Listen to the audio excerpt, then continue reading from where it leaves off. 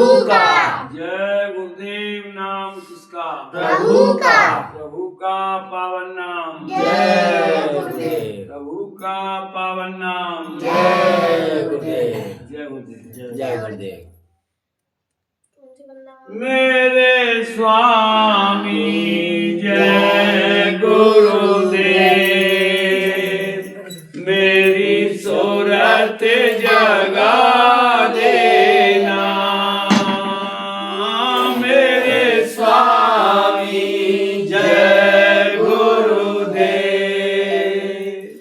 मेरी सूरत जगा देना।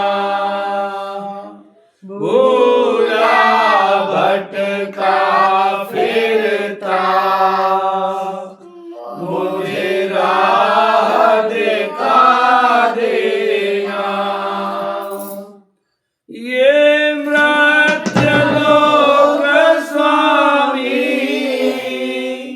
इसमें दुख भारी है।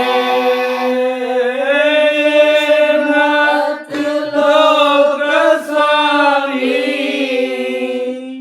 इसमें दुख भारी है। यहाँ सुखी नहीं कोई, दुखिया संसारी है। इस दुख के सागर से मुझे पार लगा देना। इस दुख के सागर से मुझे पार लगा देना। भूला भटका फिरता मुझे राह दिखा देना। ये मन बड़ा चंचल है, कैसे मैं भजन करूं। ये मन बड़ा चंचल है, कैसे मैं भजन करूं।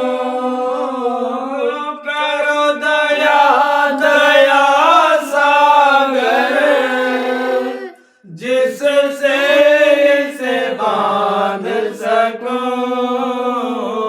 दे करके युक्ति कोई मन को बंधवा देना।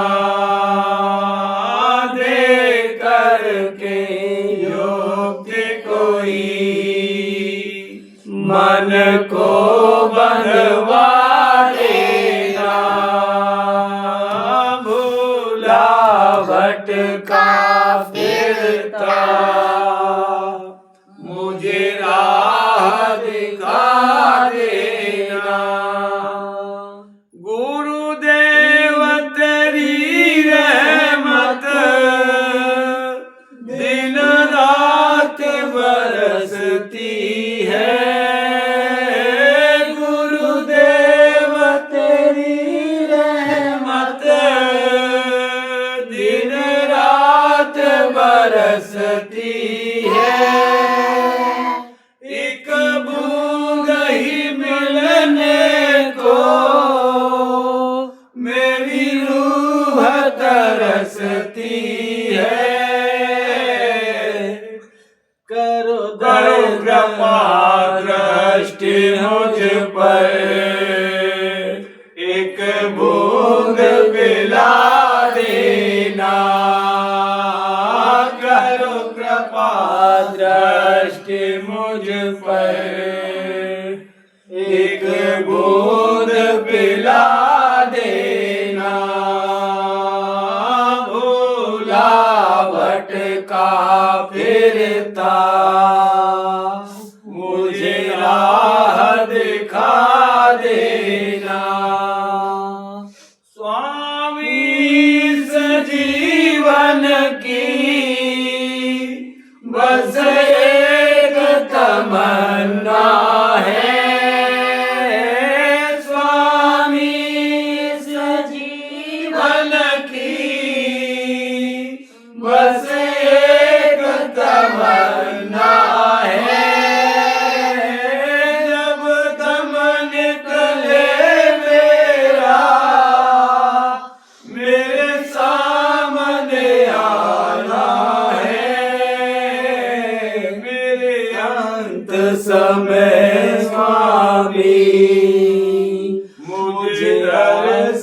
दिखा देना, मेरे अंत समय स्वामी मुझे दरस दिखा देना। भूला भटका फिरता मुझे राह दिखा देना, मेरे स्वामी जय गुरुदेव, मेरी सूरत जगा देना। भूला भटका फिरता मुझे राह दिखा देना। जय गुरुदेव, जय गुरुदेव, जय गुरुदेव,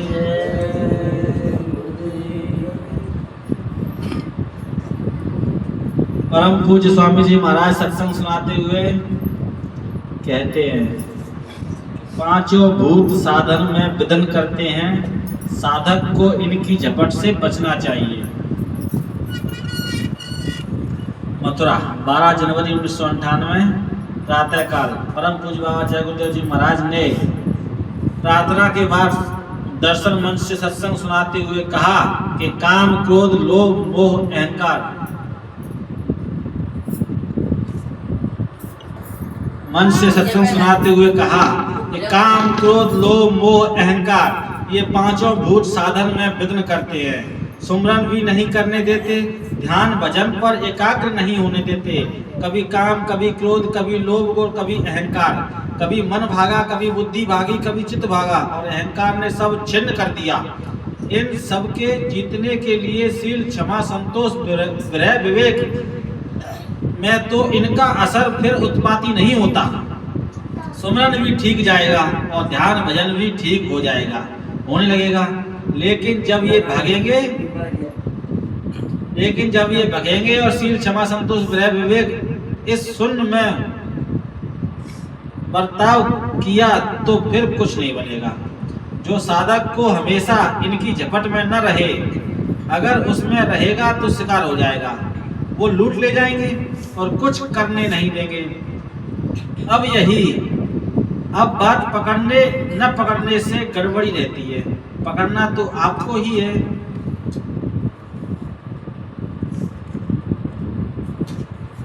वो पकड़ा गया, पकड़ लो और काम, क्रोध, लोभ, मोह, अहंकार और मन, बुद्धि, चित्त, अहंकार ये शील, क्षमा, संतोष, विरह, विवेक ये शून्य में उतरना चाहिए।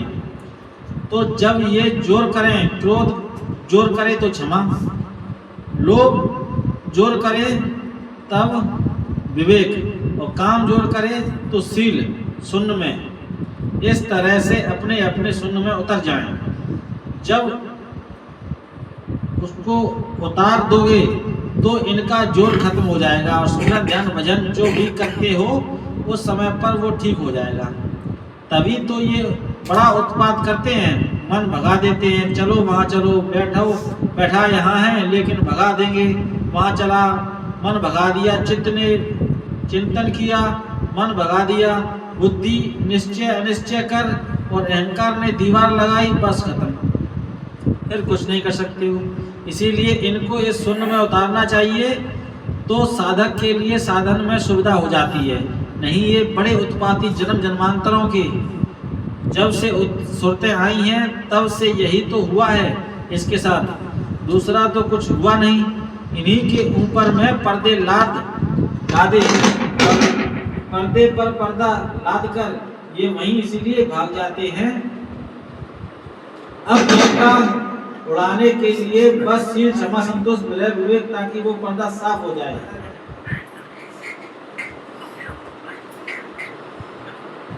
आज साल का पहला दिन,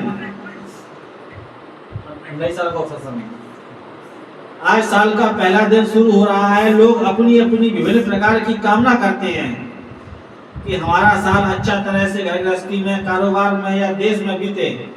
बहुत लोग ये भी कामना करते हैं कि हमारा भजन और ध्यान हमारी सूरत के छुटकारे के लिए अच्छे से अच्छा हो। उच्च कोटि की जब भावना रहेगी कि हमारा भजन और ध्यान में समय सही तरह लगे और हम उसका फल प्राप्त करें, यानी सुरत का इससे छुटकारा हो। कामना के अनुसार और कर्म के अनुसार सब सहयोग बनता है।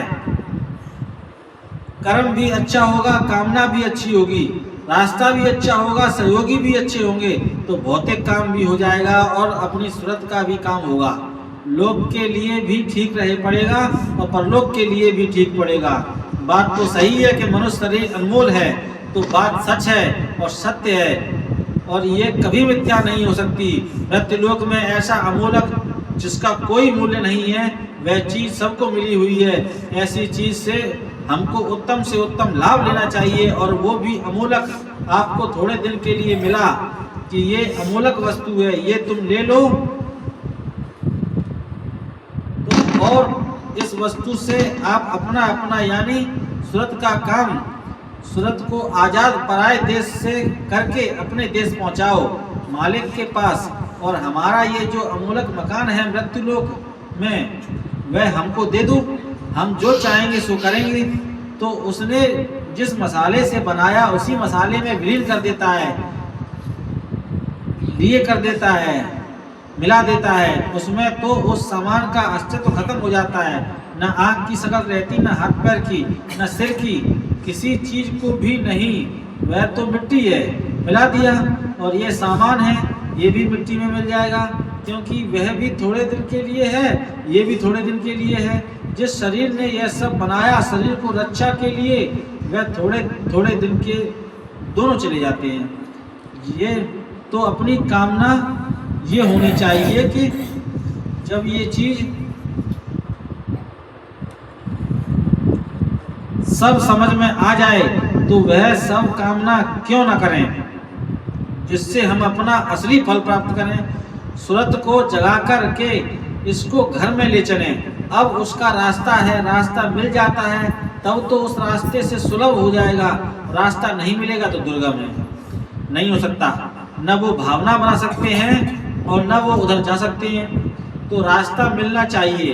रास्ते में प्रार्थना करनी पड़ती है कि गुरु महाराज ऐसी दया, ऐसी कृपा करें कि हमारे पास की जितनी हमारी इच्छाएं हैं उनकी सबको समेटें या उनको काटें, समेट दें या उनको काट दें। तो वासनाएं जो हैं वो कर्मानुसार या प्रारब्ध अनुसार या संचित अनुसार ये कामनाएं रहती हैं। तो साधक जब साधना करता है ध्यान में या भजन में, शब्द सुनने में या ये जाने में, तो ये सब उसमें समाप्त होती जाती है, क्योंकि उनकी धुलाई होती है। जैसे जैसे मैल उतरेगा वैसे वैसे उसमें सबसे ज्यादा यहाँ का मृत्युलोक का मैल है। इसको उतारोगे फिर अंदर चलोगे तो स्वर्ग लोक का मैल है, और जब ऊपर चलोगे तो सूक्ष्म लोक का मैल है। यह सब गंदगी है। इसको मतलब ये है कि इसको उतारा जाएगा, इसके तार काटे जाएं और दया दी जाए, जिससे कि सुरत जगे और शब्द को पकड़े, शब्द पकड़ ले। पहले तो इससे ये मालूम होता है कि शब्द अलग है और हम अलग हैं। ऐसा ही इसको पता चलता है कि जो जल की बूंदें हैं वो समझती हैं कि मैं अलग हूँ और वो जल अलग है। तो जल तो एक तालाब, एक समुद्र है, वह एक बूंद है, लेकिन जब वह बूंद समुद्र में या तालाब में मिल जाती है तो उसका बड़ा रूप हो जाता है। ऐसे ही स्वत शब्द से ये उसी का अंश है, शब्द का, वो उससे अलग नहीं है। जब समुद्र से अलग हो गया तो ये अपने को क्यों अलग समझता है कि इस पर पर्दा पड़ गया। पर्दे के कारण इसको आप उसको अलग समझते हो कि सूरत अलग हो गई। सूरत अलग नहीं, सूरत और शब्द एक ही रूप है, लेकिन पर्दा पड़ने से हम अलग हो गए। वो अलग हो गया, ये अलग हो गया। और जो जैसे जैसे पर्दे साफ होते जाएंगे वैसे ही अपना अपना रूप धारण करेंगे। मृत्यु लोक में मृत्यु लोक का रूप, स्वर्ग लोक में स्वर्ग का, वैकुंठ लोक में वैकुंठ का, और ब्रह्मांड लोक, ब्रह्मांड में ब्रह्मांड का, पार ब्रह्म में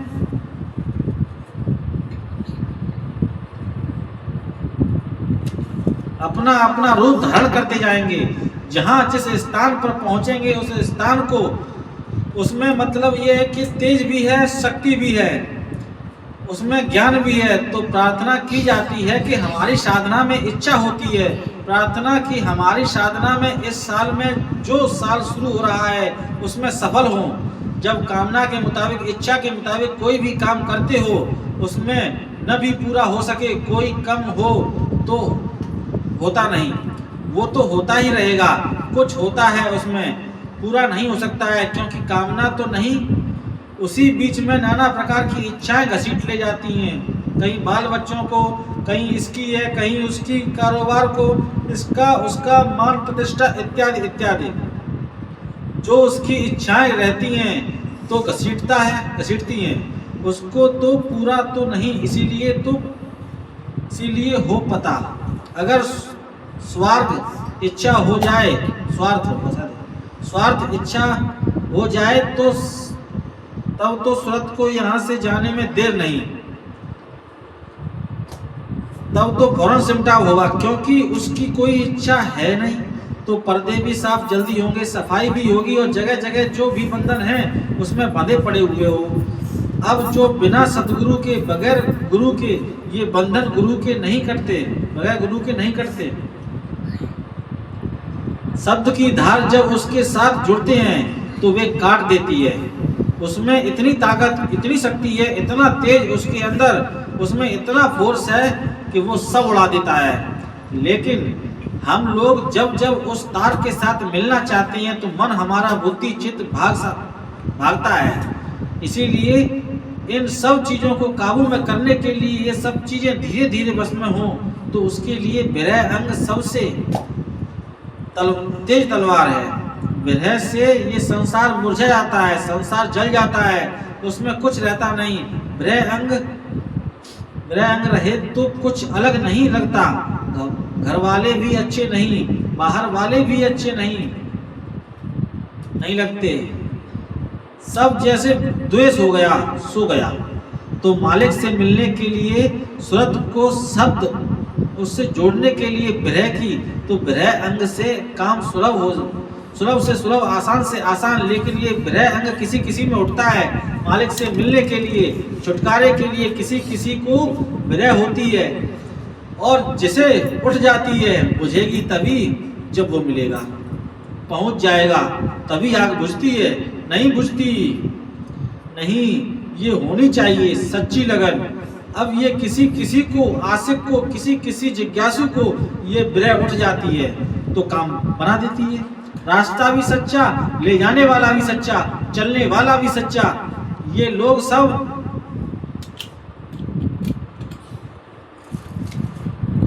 मिल गए तो मतलब ये कि सुलभ हो गया। जो मदद मिलती है तुरंत की तुरंत लेता है और चलता है उस तरफ। तब उधर से गुरु की दया होती है, तब सब काम ठीक बनते हैं। इसीलिए ये तीज त्योहार दिए हुए थोक महीने में पहला दिन आता है। अब तो साल से 12 महीने में माना कि पहला दिन है। जब समाप्त होता है तो कहते हो कि अब समाप्त हो गया, अब नया साल आएगा। ये आपने मान लिया, उसके यहाँ नया पुराना कुछ नहीं। ये सब आंकड़े आपकी अपनी सुविधा के लिए सब बनाए थे, उसकी तरफ से यहाँ कोई आंकड़ा नहीं। और ये सब आपके फंसने के लिए कि इसी में जीव धीरे धीरे फंसता चला गया, कि इसी को परमार्थ समझ लिया कि यही परमार्थ है। ये परमार्थ नहीं है, ये तो खाली कूड़ा है, और उसको आपने पूरा भर लिया। तो आज ये मनुष्य शरीर मिला था कि अच्छा ठीक है, ये थोड़े दिन का है, गंदा है, मतलब ये कि नशा हो जाएगा। लेकिन हमने तो इसको अमूलक इसीलिए दिया कि सूरत को सजीव यानी सर्वदा के लिए, उसमें तो कभी परिवर्तन होता नहीं। खोल में परिवर्तन होता है, उसमें कभी परिवर्तन नहीं होता। तो इसमें से उसमें बंद करना और उसमें से उसमें, तो खोल में परिवर्तन, सूरत में नहीं। सूरत को एक ही है। अब ये कि ये जब जाग जाए तब काम हो।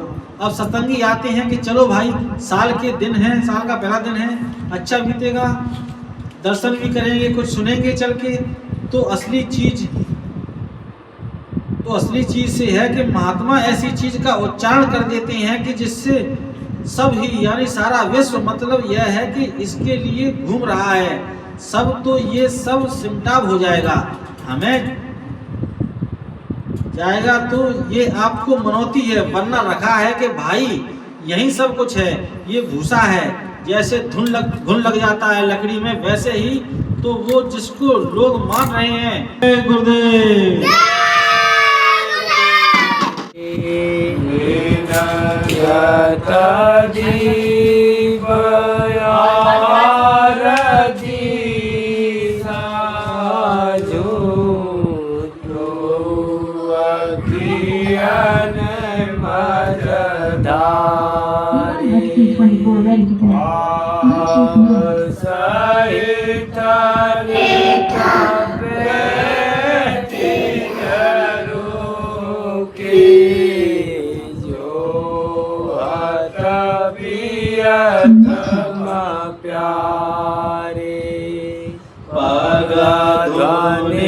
सोनाता श्रवण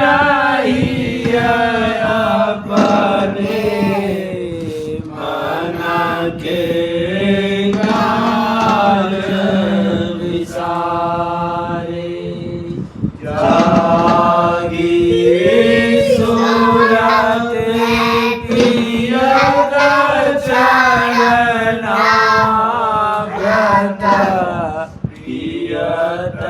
पियत भैयारे घंटा शंख मृदंग सारंगी बंसी बीन सुनारे।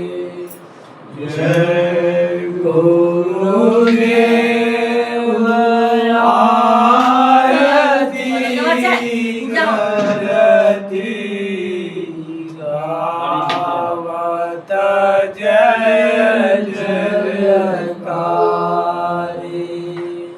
विनय करूं मैं तो कर जोरे सतगुरु द्वार तुम्हारे मालिक द्वार तुम्हारे स्वामी द्वार तुम्हारे दाता द्वार तुम्हारे।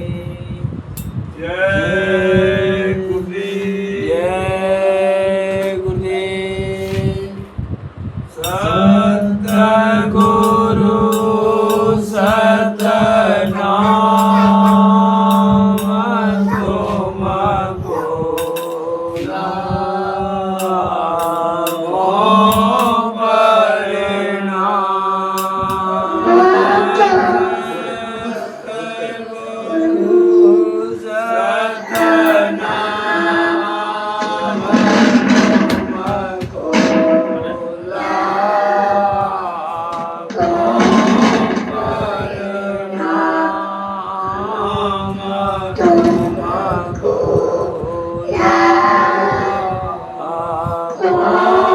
परिणाम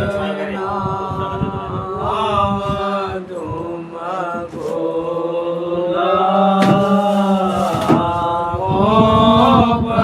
परिणाम तुमको लाभो परिणाम। जय गुरुदेव जय गुरुदेव जय गुरुदेव नाम प्रभु का जय गुरुदेव नाम प्रभु का पावन नाम। जय गुरुदेव का पावन नाम। जय गुरुदेव का